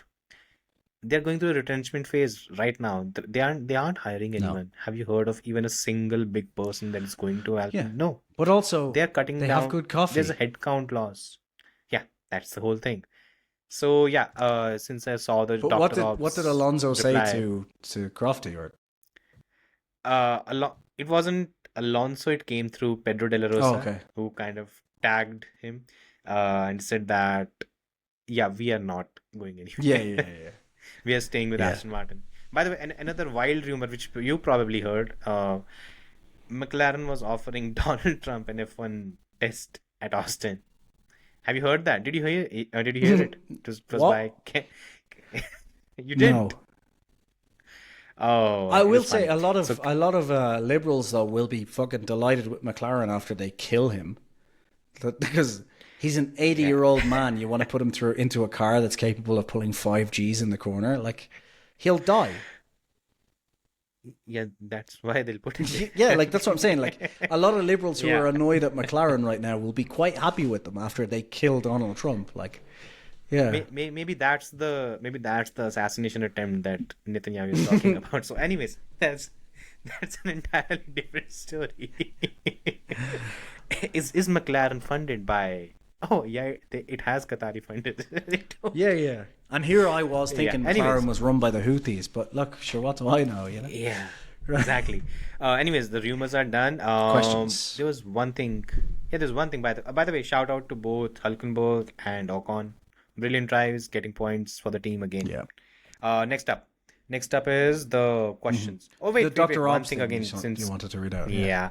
So Dr. Obbs put out a post where he said that it's about time McLaren starts prioritizing one driver over the other. What's your take on the whole thing? I don't think I don't agree with that. I don't think they have personally. I think to be honest with you, like going with what Dr. Obb said, like they should. To be honest, it's at the point now where, but they don't need to be frankly honest. So it's kind of a waste of time. The other thing is, I mean, Norris right now is doing a great job prioritizing Oscar Piastri. yeah, 100%, yeah. Else. Because Yeah, it was so- literally, but they definitely haven't. Because if they had, like, Will Joseph is not coming over the radio and saying it's time to take advantage of the DRS, and No, they haven't. It's look, they are 22 points. They're separated by 22 they points. don't need to. There was a Norris will do it for Exactly. them. yeah, and even if we keep that aside, I think what the McLaren ethos They seem to don't be do right it. now, it's basically they're just like, okay, we'll seal the constructors. McLaren basically and even just- even if McLaren would have, I don't think we are not even halfway stage, and the gap between the top two drivers is within a race win. Yeah. I think if we are doing it right, I think this would be more ruthless than anything The Ferrari thing is, probably right did at the moment, their at the peak. moment, if they not even that, like at the moment, if they do that and they select one driver over the other, if you were to think about it, like that would psychologically put your constructors title at risk. Because if you do that to Norris right now, Norris is like if done. you do that to Norris right now, he's going to start underperforming massively because he's going to be dead inside. So Yeah. I just don't see them doing it. I think, look, until a point where the constructors' title is on the line, McLaren don't do anything. They just keep it going. Like it's just, guys, it's up to you. You and your engineers deal with it. Just like if you crash, we'll have a talk. Otherwise, not. And I think in this situation, Norris got a bit lucky because if he had taken Piastri out, it would have been a serious conversation to be had. I really wish he had, because man, the championship would have just closed up even further, right? But yeah. Because in that Actually, case, what did would I have say happened? George was going to win this weekend? I think I did. We went with Leclerc, George, and Well, Max, you went with Leclerc. because There's we no wanted. way I put Leclerc number one. I can't remember. I'll have to have a look. Anyway, questions, because I've got to go in 15. Let's do it. Yeah, go for it. So you take a look at the YouTube thing. I'll Cool. okay, yeah. Okay, so, wait. I'll take a look at. You no, took a okay, look at you take a YouTube. look I'll at the go YouTube next. thing. Yeah. Yeah, because the thing is, the next they are slightly all over the place. So I'll take a look at X. You take a look at the Oh, YouTube okay. thing. Cool. Yeah. Cool. Sounds good. Okay. Let me pull this up. It's very unprofessional. Okay. Apologies. And we're usually so on the mark. Okay, I've got them here, I think. Yeah. Go for it. Let me just, there we go. Okay. Dane Lua. It's not really a question. Well, I guess it kind of is, but there's one for you. Hey, Casual, do you think you predicted in the last podcast that we will see both McLaren drivers crash for the entertainment of the title battle? Was it a coincidence or was it expected? Coincidence. Well, I have predicted the same thing, I think, the last 3 times. At least once it was So going to happen. coincidence. Yeah. Yeah, Okay. pretty much. Vince, Who do you think will have the most points at the end of the season? Yuki Tsunoda or Lance Stroll? Oh, Jesus Christ. Oh God. I think Lance has Fuck, 13 points, yeah, right? that's a fucking good question. And Yuki has I'll tell 7. you now. Liam Lawson. Oh Sorry, God. not Liam Lawson. What am I doing? So Lance Stroll has 14. Yuki Tsunoda has 10. Yeah, let's go with Yuki. I mean, at least Yeah, I think Yuki. he'll find 4 or 5 P10 finishes, and that will help Yeah. in some way. Hopefully. Next up. I'm not sure if there's a question. Oh, well, there is a question in here. Matthias Lauda, son of Niki Lauda, has to be the biggest Verstappen dick sucker. This guy still thinks Verstappen will go to Mercedes and replace Russell because he's that tiny bit better and it's worth it. I agree with that last bit though. I don't actually know if Matthias Lauda is a Verstappen dick sucker. I mean, in the literal sense, I It's assume Verstappen, though. that's a good question as well. Yeah, maybe. So how can the great Lauda DNA get so pathetic and disgusting with one iteration? Jesus, I'm liking this. Welcome to the podcast, Flaky. This is Flaky, right? Seriously, if you think British bias towards Hamilton is much, you should see the Austrian broadcast. Fair enough. According to them, Verstappen is the second coming of Christ, and he never does something wrong. And if someone says something else, they will get a dungeon session with Helmut Marko and Jos Verstappen. Maybe actually Helmut Marko and Jos Verstappen were part of the Max Mosley Club back in the day. I wouldn't be surprised. The dungeon session sounds. Also, on a serious note, where's the bashing for my beloved? For my beloved Piastri. As always, love the podcast. Yeah. We're not bashing Piastri right now. He's given us very little to bash him on. He's been absolutely perfect. I mean, the problem is his teammate makes up for all of it. And also, right? like, the thing that... I'd say this weekend Oscar was not on. In the driver ratings I gave him a 7 because he fucked up the start. He couldn't overtake Kimi Antonelli, and honestly he got a bit lucky with Lando because if it was probably a more equipped overtaker, they would have done it much better. So yeah, I think like it's hard to. The problem is like it's hard to bash Piastri at the moment because not only is he performing well, he also doesn't talk any shit ever. He just kind of says nothing, and then on top of that, like his team aren't really talking shit at the moment. So there's kind of nothing to go on. Whereas and his fans as well are quite relaxed too at the moment. So like with Verstappen, give them with time. Verstappen, you've either got Verstappen being aggressive, Helmut saying something nuts, Jos saying something nuts, or Verstappen's fans being the modern version of Cult LH. So there's usually something to make fun of. And at the moment with Piastri, there's nothing. It's kind of... There will be a time when it will happen, right? Yeah. But it happens with the everyone. Austrian broadcast and the Austrian fans are vice versa of the British fans, which is why it's so funny that they constantly call out British bias, because it's like you guys are exactly the same. It's like the kettle. You're doing the same thing. Yeah, it's like the pot calling the kettle racist. It's just constant, you know. And there's a final one here from Chihiro.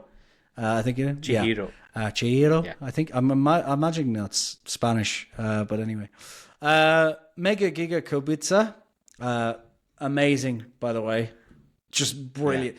As you know, unfortunately, Kubica should have been a Formula One. Watching Kubica winning in a Ferrari is... He should have been a Formula One world champion in a Ferrari, and it's unfortunate. Yeah, no. I mean, no. I think. Look, there are two things. He was heading towards going to a Ferrari in 2012, and he ended up hurting his hand. Yeah. So I don't know. Okay, I might make a joke of it, but what would have been worse? Yeah. You have to go. Yeah. I spent 10 That's years fair. racing for Ferrari. Yeah, that's true. How It's a joke. How come Ferrari is so good in Le Mans, but in Montreal, Charles got 2 set of hards? It's true, but like also, I think the accurate answer on that is just F1 is just such a different beast compared to WEC. Like, Here's the thing. What the WEC team that exists, it's a very, very small operation. So it's basically something like, you can just call it, you can say it's like 1/10 at best in terms of size, investment, and everything. then the Scuderia operation. And Scuderia operation is basically, it has everything. Even a small thing that happens in the Ferrari F1 team, it makes the front page news. Yeah. Vic team, of course, they can do well. They'll be in the news for one day. From tomorrow onwards, everyone will be talking about Valentino Rossi and Pecco Bagnaia because they have the race in Magellan this weekend. That should tell you everything about the importance of Vic. Yeah, it's to be just honest. Even though they've won Le Mans and the WEC, third like time. it's great. It's a great championship. It's just not. It's a different beast. And like I mean, even we're seeing this with Audi, right? Like they thought because they dominated. Vic, and they're realizing that it's a completely different kettle they're of fish. realizing how much harder it is. So we're seeing that, like, you know. Also, he says, is there any news from Haas and Toyota? I think it's happening. Yeah, it does seem that way. 27. But it's going to be. We're going to obviously have to wait until they build an engine because they're not going to want to put a Toyota badge on a Ferrari engine, right? So they're going to they're going to start acquiring stakes in the Haas team. Ultimately, the aim is to build something for 2029. Just Toyota, do yourselves a favor. Don't run it by the board. We saw that win last time. We see how it's going for Ferrari. Yeah. And it just ends with, cheers, guys. Thank you. Love the bias. And then says, friends called me Chihiro. I'm sorry if I'm pronouncing that wrong. I assume it's Chihiro. But yeah, anyway. Yeah. Those are all the YouTube ones. What are the X ones? Okay, so X1 is why has George's from Sai Krishna. Hi, Hello, Sai. You Verstappen fanboy. How you. has why has George's attitude towards Max mellowed down? Because Max is driving about as well as Norris at the moment, so he just doesn't see him as a threat anymore. Oh God. I don't know actually. I'm not sure. But then the thing is, George is. I think I think we kind of touched on it. There seems to be a case where Toto has told him that this is the direction that we are going, and maybe George is trying to show that he can be all. He can work friendly with Max. Yeah, maybe to keep the seat. Yeah, it's not going to happen though. Seems like it. So yeah, I don't see it. Next one we have Hamish Hughes. I'm not sure he's subscribed to the podcast. I'll tell him. He's on Twitter, so he tends to. So again, do the FIA need to be stricter in getting back markers out of the way? Too often it feels like the leaders are losing way too much time navigating their way through. It was particularly bad this weekend. It was bad. It helped Lando to catch up to Oscar. I don't know though. I don't want it to become a bit too much. Cause at the moment it's 3 blue flags and you have to move, right? So I don't know what. Because the problem is you can't just do 1 blue flag because you're kind of ruining their race then as well. Their race. So it's kind of especially it's a 70-second lap. We have in Canada we had a 70-second lap and everyone until P9 got lapped. Yeah, if I'm not wrong. Yeah. So I can tell you now actually, like straight away. But like it just seems to me like there's no real good way to do it, is there? Like it. The race ended under safety car, so we won't see No, but it should still say the laps, right? Yeah, it's P9, 1 lap behind. Yeah, because it ran under safety car, but they didn't have enough time to unlap them, so that's kind of roughly where it was. Yeah, so that's how it ended. I think it's still fine. I think 3. The thing is, if you go beyond 3 blue flags, it becomes a bit too much. Other than that, it's fine. I think 3 is fine. I think if you lower it, like if you make it 2 or 1, you're just going to ruin too many people's races at the back, which is unfair. I mean, they're already being lapped. Like, really. Look, there are a few drivers that are a bit cunty when it comes to something like this. Lance is pretty much at the top of it because he's again, Lawson is also a bit similar when it comes to it. They're very, very ruthless. But you have to be. Look, if they're doing it within 3 blue flags, that's fine. The only other way to do it essentially is to kind of make it so they have to give way on the next straight or whatever it is. But they kind of do that anyway. So it's, I don't know. It's one of those things where we could get into over regulating it, but we see what that does to the rest of Formula One. So maybe let's just leave it and already just look at the rules of engagement in driving. Yeah. So Connor Reckoner, F the questions, pal. When is the podcast? So we explained. Yeah. Apologies, Sorry. Connor. It'll be out tonight. Soon. I'll edit it tonight when I'm done with some other stuff. Yeah. But pretty much. Cool. Is that it? That's it. Oh. That was a good question to end on. Next week we. Yeah. So that's it. Yeah. Next podcast we'll have on Monday. We'll record it on Monday. Yeah, and The race is in Austria. Cool. Yeah. Thanks for watching, everybody. guys. Hope you had a good time. Take care. Bye bye. Bye.